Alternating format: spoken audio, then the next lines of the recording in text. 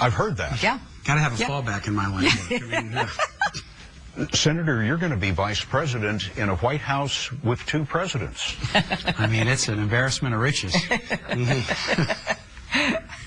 What do you think of that notion? I think it's an all-hands-on-deck time. Yeah. We're going to have a crackerjack staff, and we're going to have, you know, great efforts with our congressional allies and others. When we wrote that question, I expected you to come up out of your chair at me and tell me that there was only going to be 1 president.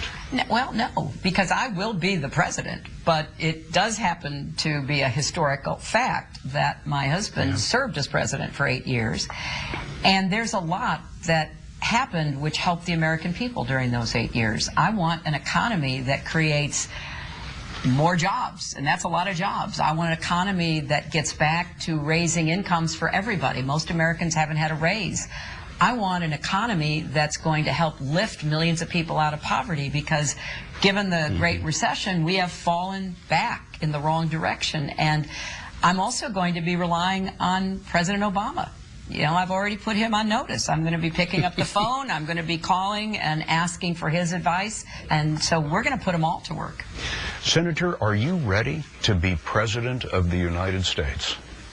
I think I'm ready to lead. I'm ready first to be a supportive vice president so that the presidency of Hillary Clinton is a fantastic one.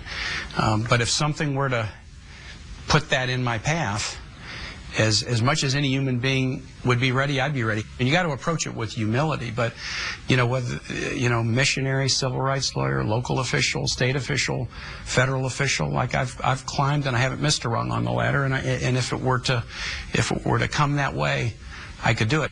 We have our agenda. We have a very positive agenda. You'll hear a lot about it in Philadelphia this week. You know, people make fun of me sometimes because I do have plans, but I think I have this old-fashioned idea that when you are asking people to vote for you, it is kind of like a big job interview, and you ought to tell people what you think you can do for them.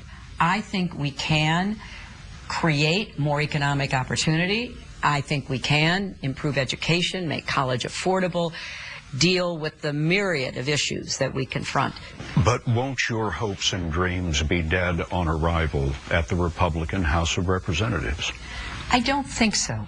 And here's why. First of all, I know, and Tim knows, because we both have heard from many Republicans how distressed they are at the direction that Donald Trump is taking their party. I worked with Republicans. I came from a Republican home. My father was a rock-ribbed Republican. I think the first Democrat he voted for was my husband, best I can remember. So we know that there are Republicans who share our concerns.